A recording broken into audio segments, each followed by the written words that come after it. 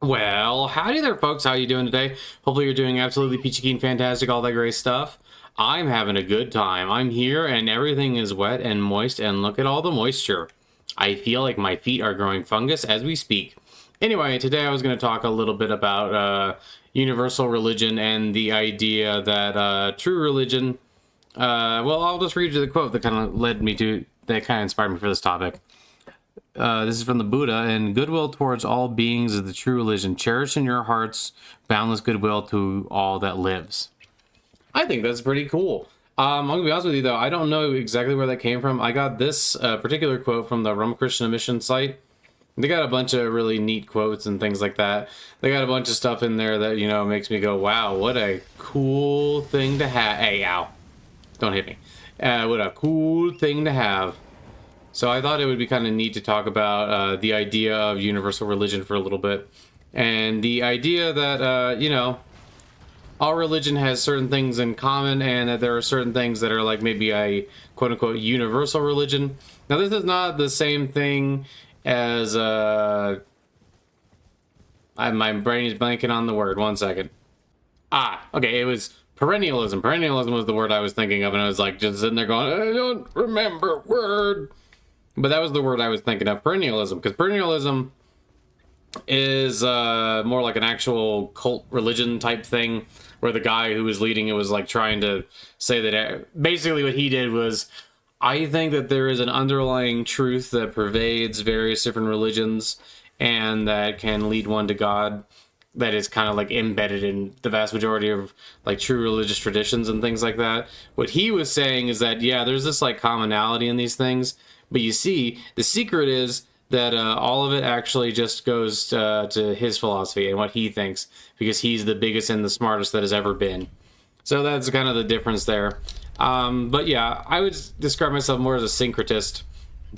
I borrow from pretty much any tradition that has something that I think works and helps one live a better life or a more spiritual life.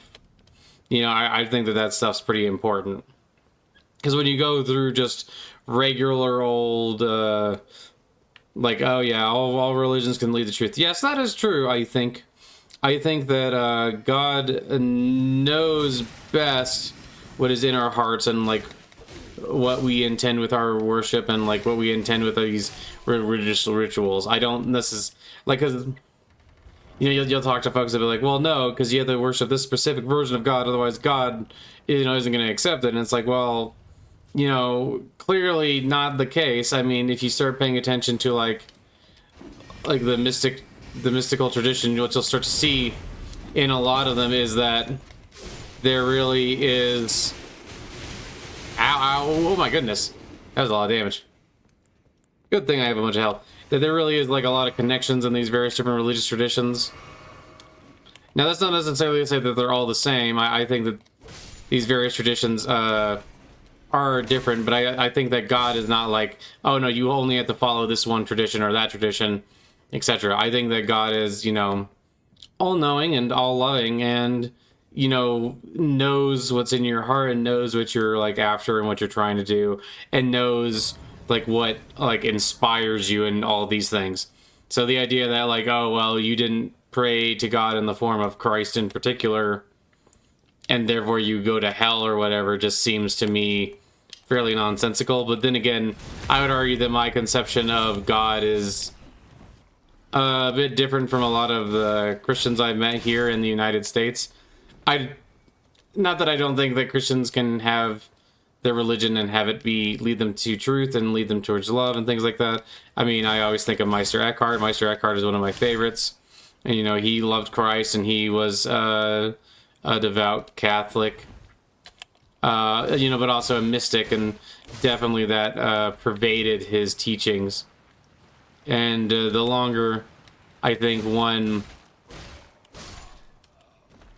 tries and plays with the idea of mysticism, I think the more it makes sense. Like the idea of like trying to experience God rather than simply trying to just follow rituals for the sake of following rituals and like, yes, because a ritual is told to me by my imam or my priest or my rabbi or whatever, I'm going to believe that it works. you know, like testing things out and attempting to actually, you know, get closer to God and have those mystical experiences. Those are the most important kind of stuff. And, you know, they have a whole bunch of these quotes here that I think are pretty cool. These are all from, like I said, the Krishna Mission website. This one here is from Sri Ramakrishna himself. I have now come to a stage of realization in which I see that God is walking in every human being, in every human form, and manifesting himself alike through the sage and the sinner, the virtuous and the vicious. Therefore, when I meet different people, I say to myself, God in the form of the saint, God in the form of the sinner, God in the form of the righteous, God in the form of the unrighteous. I think that those are all very, very true. And here's one from Guru Nanak. Guru Nanak says, God is one, but he has innumerable forms. He is the creator of all, and he himself takes the human form. So, you know, God is ever present, ever loving, all these things. And, you know, God comes in all these different forms of different people. And even people that we would say, you know, like saint, sinner, all that kind of stuff. These are still manifestations of God. And we may not necessarily understand, like, why are there so many different manifestations of God? Why would God choose to do this? But I mean, I would argue that it's sort of similar to play. You don't have to justify play. Play is done for its own sake. It's similar to Don't suck my magic. Oh no, they did it again. I don't know why, but I kind of thought that the other bodies would stop them. It turns out they don't. But that's not that big of a deal. But yeah, so this is important to know and think about, I think, because it really kind of changes the perception of other people and, like, what are other people doing. But if that's the case, then, you know, why would God judge you for being, like, one religion rather than another? And shouldn't that mean that there are universal things that we can do to help one another out and stuff like that? And I think there are. I think, for example, fostering growth, fostering communication between religious traditions, understanding as well that in truth there is no such thing as a Muslim or a Hindu or a Jew or a Buddhist or any of these things. We are all one, we just put different names to things. Now, for everyday communication, we might say that, you know, these traditions are very different and they have different elements to them. And theologically, we'd probably say the same thing in terms of, like, well, these people believe different things. It's like, well, yeah, sure.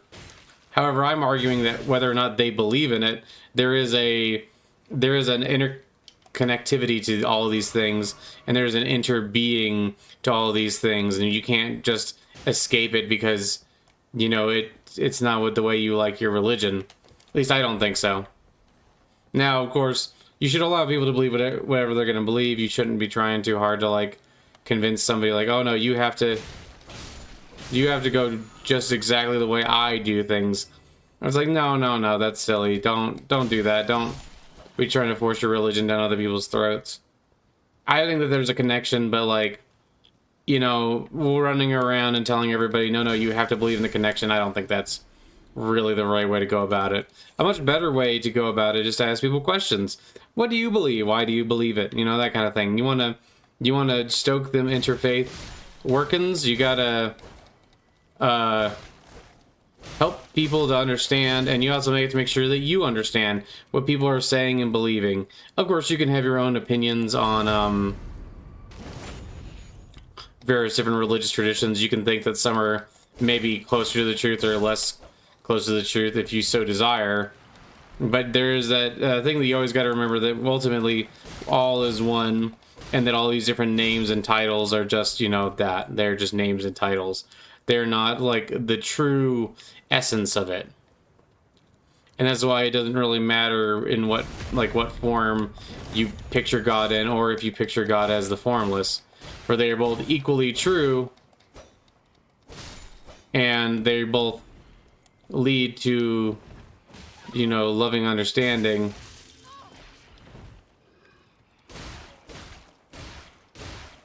But you gotta remember that things are different for different people, and that everybody's on different parts of the path. But I do think that God has allowed so many different religious traditions to occur for a variety of reasons. I do think that for some people, for instance, something more like Buddhism might benefit them more than, you know, going straight into like a Hindu type theology. And then for other people, I think that sometimes it benefits them more to have maybe something more like Christianity or Judaism. And like the differences are definitely still there, but they're not like the important part. I would argue, of course, though, if you're trying to study religion, you know, it's a good idea to just listen to people and see what they say and what they say they believe, and they'll probably tell you why they believe what they believe. Does that necessarily mean that they're correct or that they have the interpretation? No, but if you want to talk to other people, you have to be willing to listen to them and listen to like the things they're saying. Now, plenty of people will tell you things that I think are just flat out untrue. I mean, I've met a decent number of people who are like, no, I can decide and I can tell you who is and is not a Muslim because of these XYZ. And it's like, I don't really believe that. I don't think that's correct, or that that's even really an interpretation of a religious tradition that makes that much sense. But of course, I would argue that there is no just such thing as just Islam. There's no just thing as like Christianity as like a true form, and that all of these things are basically interpretations much later down the line, etc., etc. Does that mean that they're wrong or good or bad? No, not necessarily. But, you know, we should acknowledge those sorts of things.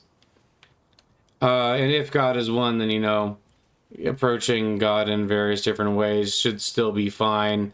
And we should still be able to, you know, enjoy the fruits of interconnectivity and things like that without having to strike somebody down.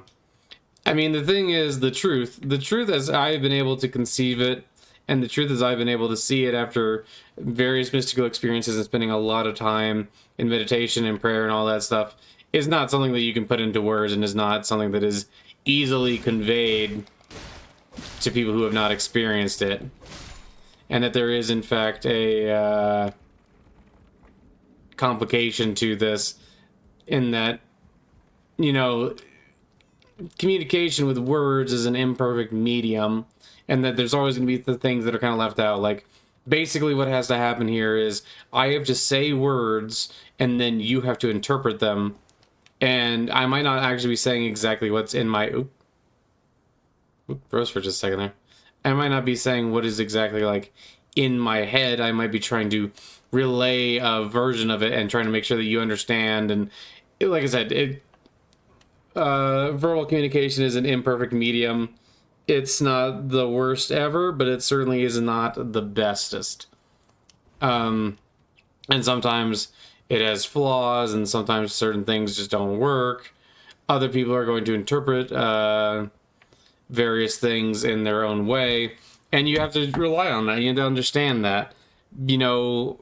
And then with something as ineffable as God, where we have to... one second, that's the wrong one. I want this, because I want to look Karen Night Set. It's right around here somewhere.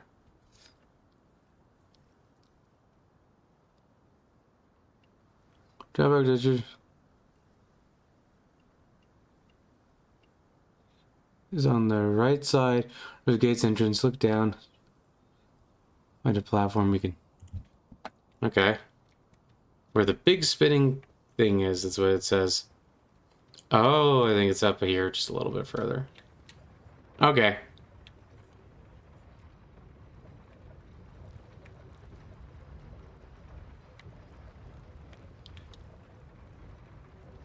Okay.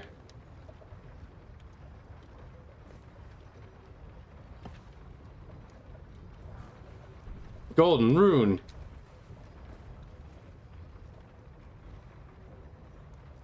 But yeah. So all this is stuff that you have to keep in mind. And the mystical experience is not really something that you can just put out with words and have it make, perfect sense. It's just not going to. And people are going to interpret things differently, and people aren't. It is an experience that you can't put into words. So when people are sitting there trying to tell you about things, they're trying to point to something, and that's basically what most religious experience is. It's like after you experience it, this ineffable thing. Ooh, nice armor.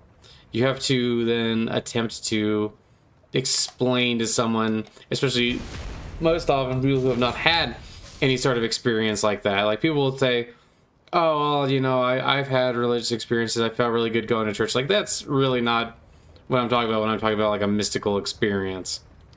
I mean, I'm glad you've had that, but it's not the same.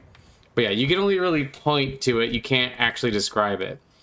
And as you attempt to describe it, the problem often becomes that because of the way language is limited, you're going to end up actually kind of poisoning someone with it, because basically what you're going to end up doing is getting people to think, oh, well, this is what I'm after, this is the experience I'm after, and all these things, which it really isn't. And you're like, yeah, religious experiences are nice, but they're not the main point. The main point is to connect to God and make everyday life a religious experience, and it doesn't necessarily always have to be the big one, like, oh man, this is like, oh man, so powerful and so cool and everything is great. It's like, well, yeah, no, that'd be nice, but that's not really what you should be striving for. And I think that sometimes people get a little distracted with that sort of thing, and they start to think that they're really gonna get these amazing experiences, and that's like, some people like end up getting really into religion or like practicing spirituality just to try and get the bigger and better experiences. And I think that that's misleading and is not really the main point. You want to live a wiser, kinder, and a better life. You're not necessarily just sitting there trying to be like, ah, yes, and now I've experienced God, so everything's going to be fine. That's not really the main point. Anyway, so the mystical experience does tie these religions together a good deal more than you'd think it would. You'll get people who are like of various different mystical traditions saying very similar, and if not often like the same thing, experiencing things, and then like as best as they can describe them, they're very similar events, and they seem like they have often the same kind of life-changing events going on that will, permeate their being afterwards. And, it makes sense. Everybody, if God is present within these various different traditions, and God wants to, be in contact with people, there's a wide variety of ways to do it. Some people really do just like seem to go whole hog straight into it. But for a lot of people, it's more complicated than that, and it's more like, hey, I had this great experience. Hey, I had this one great experience, or I had this, or it's like, sometimes it's like literally hearing the voice of God, and then other times it's more like,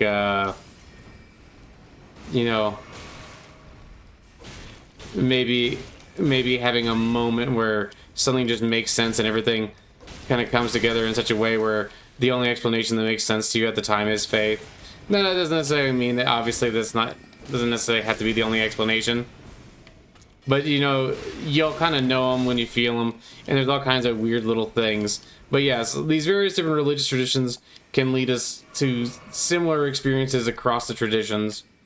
Sometimes there is a different interpretation of what an experience actually is. You'll know that if you spend a good amount of time meditating,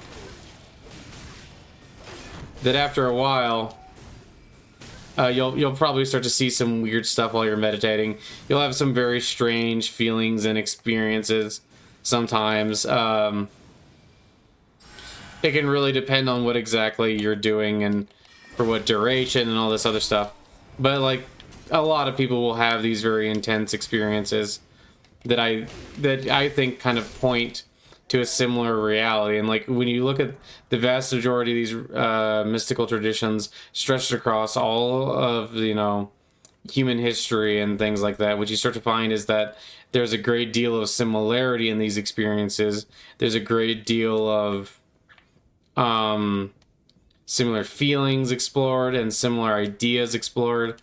And there's often one thing I've noticed is that there's often kind of almost a renunciation of certain ideas of like rules being like the main thing that makes one like among the righteous and things like that. If you pay attention to Jesus Christ, for instance, I think it becomes abundantly clear that you know, for him it's not just, oh, you got to follow the rules. And yeah, you could say, well, in Matthew he says that, you know, I have come not to destroy the law but to fulfill it. But you know, he also says the two commandments are all the commandments are summed up in like love the Lord your God with all your heart and love your neighbor with all your heart. Those are the two things that kind of tie all of the commandments together, and that's like the important bit. That's the bit that I feel like is emphasized, and if you pay attention to his teachings, I think you can really clearly see that that's like where the emphasis comes, and that's like where the kind of more important essence of the teachings like really shines through.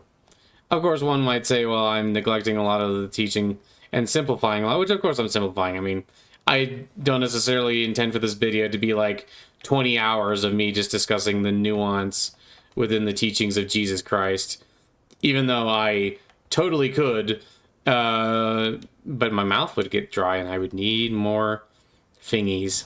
Okay, I think I'm... Nope, not quite good. I like how I just kind of sat there and like let that happen. Okay, now we're good to go. But yeah, it's very important to understand why even bother with the idea of like, well, you mostly seem to stick to like Tantra or Advaita Vedanta. Why bother even talking about these other traditions? Because I think they're all interconnected, and I think that they all have something very useful within them. I think that these various different traditions really... I didn't realize that this just went here. I just never taken it before. I decided to take it. But these various different religious traditions have all these different things in common, and, you know, I think that they really... I think it's a school. Yeah, it's classrooms where I just was a second ago. But these various different traditions can really help strengthen someone's faith, and that you don't need to just do... okay. Is it a debate parlor, maybe? And that you don't need to just stick to one tradition, and that you can read a wide variety of... Okay, it's debate parlor. You can read a wide variety of traditions, and they can really help strengthen your faith and strengthen your understanding. You know, I primarily stick to the teachings of Sri Ramakrishna, and, you know, the... like, I heavily focus on, like, Tantra and Ma Kali, but, you know, I also find that I'm greatly enriched by reading the New Testament and attempting to understand the teachings of Jesus, and you know, coming to understand him as Lord, and why that's important, and what that, and you know, what that has given me. That's close. Very good. And what that's, you know, that's also like, you know, strengthen my faith, and the longer I've, you know, practiced and studied, and the more I've focused on Jesus, and the more I've come to understand the various teachings of all of these different holy people, I've come to find that there's a home for me in quite a few of these various traditions, and that there's something very beautiful in these traditions that ties them together. and that I don't really... Oh, I'm gonna die this time? No. Man. I should parry this guy. But, you know...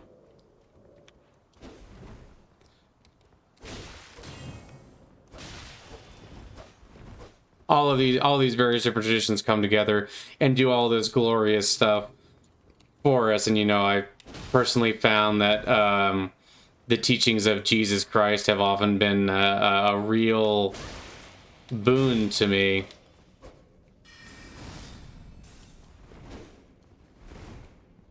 And that, you know, the more I've been reading my New Testament a lot more lately.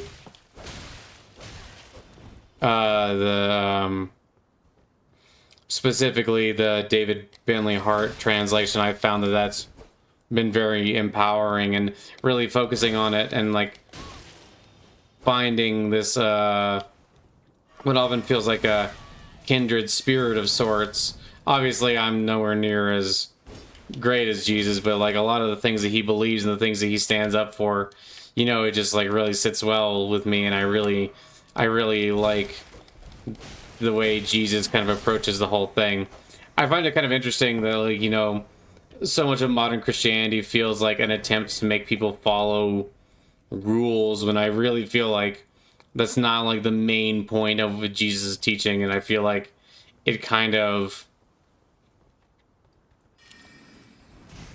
I'm not sure what a good way to put it is. It kind of just strikes me as ironic how many people seem to me like they embody the Pharisees far more than they embody the teachings of Jesus. And like how much judgment and like anger and hatred there is among a lot of these things. It's kind of weird to me to see, but I have seen it plenty of times, and it kind of just makes you wonder, you know, what exactly is going on there. But, you know, none that crazy if you really stop and think about it, I suppose. But yeah, so all these religions are connected together, and we can get so much by understanding them and understanding where they connect and understanding the deeper meaning behind things. And if I'm honest, I think that most religion would qualify more as superstition than anything. Most of the religion that is just like rule books written down and like ideas written down about like how you have to do certain things or you're going to hell and stuff like that, I think a lot of that is basically just superstition. And that the greater meaning to religion, the much more important part of religion, is the part where you're connecting with the divine and, you know, like really living that reality and really living the reality where... How many of these do I have? Just in case, I'll go get the health first. And, you know, really understanding the importance of like connecting to God and worshiping God, and that inner peace that it can give you, and that you can connect to God. You know, like, you know, people often talk about God like God is like this far off separate entity that you have to appease, and it's like that's not really, you know, like I would argue that is not really the main point of the whole deal. I wonder if that's gonna be... Oh, that didn't kill me. It's not really the main point of the whole deal. Like, you're not like following religious tradition because, oh no, I'm scared of God. Like, I think that's kind of a silly way to approach it, and I think that way leads to more unhappiness than anything. But you know, of course, if you worship God in fear, God will still accept that worship. I just don't think that that's the best way to do it. And I think that you can get a much more joyous, rapturous experience, and you can get a much better, happier connection to God without like doing that. God is, you know, the interconnection of all of us. We are all interconnected together. We are all interbeing. There is no separation. And, you know, God is here. God is, you know, in each of us. We are each that, that part of God. And it's kind of like Sri Ramakrishna said, where it's like, he sees, this is God in the form of a saint. This is God in the form of a, sinner.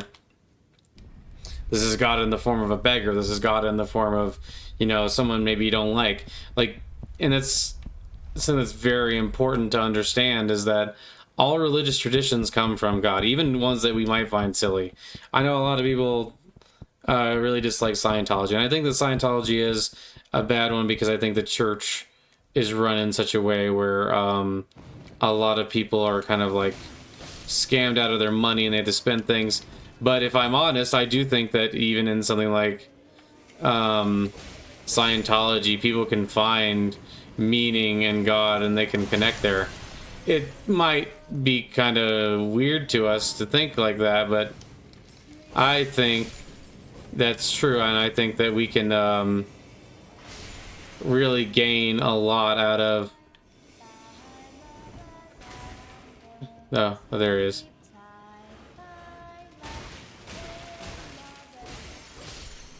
And that we can really get a lot out of, like, even traditions that seem very strange to us are traditions that seem like they're not, maybe not really something that we would commonly accept. I think that there's still space for those traditions. I think there's still space for the people in those traditions as well. And that we don't necessarily need to concern ourselves overly much with like,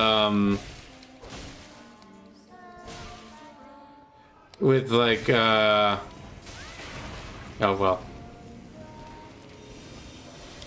With all the little minutia and things like that. Though, of course, I do have things that I think work better, especially for me. I've noticed that, like, a lot of Eastern traditions and the combination of, like, the mystical Christian tradition have been very particularly effective, and they've really helped me out a lot. Does that necessarily mean that everybody has to embrace that? Obviously not. And like I said, I just think that we have to each kind of figure out our own path and figure out, like, how are we going to connect to God? What are we willing to do to get closer to God? Is there anything that we can do that's better? Do some paths work better for us than others? Maybe, going to maybe a neo-pagan movement might be best for you. Maybe being a general, like, Catholic might be really good for you. I don't care. She crawled to egg. Oh.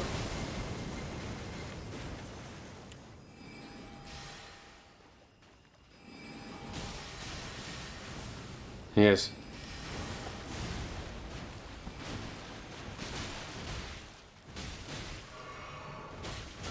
Man, you don't do a whole heck of a lot of damage, do you, bud? But you're a distraction, so that helps, and that's all you really need to be, huh?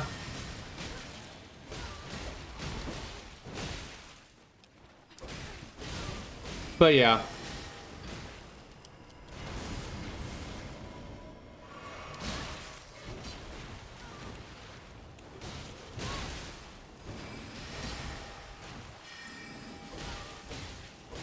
Sometimes you also just gotta be willing to accept that people are just gonna have a different time than you.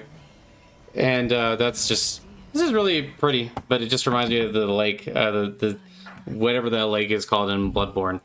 But yeah, so I just really wanted to talk about that a little bit, and remember that all these different connections are there, and I think all these different religions are connected, and they really can give you so much strength and power in your everyday life, and they can give you the power to be a stone catcher and to run and embrace love at every opportunity and to be that beacon of love and light. Okie dokie, artichoke? That's all I really wanted to say today. Thank you so much for stopping by. I hope that you all have an absolutely wonderful day, and I hope that you know that I love you and that God loves you, and that you can always connect to God. Sometimes it's as simple as taking a few deep breaths in and telling God that you wish to connect. Okie dokie, artichoke? Okay, well, bye. I love you. God loves you. Bye-bye. I love you. Bye.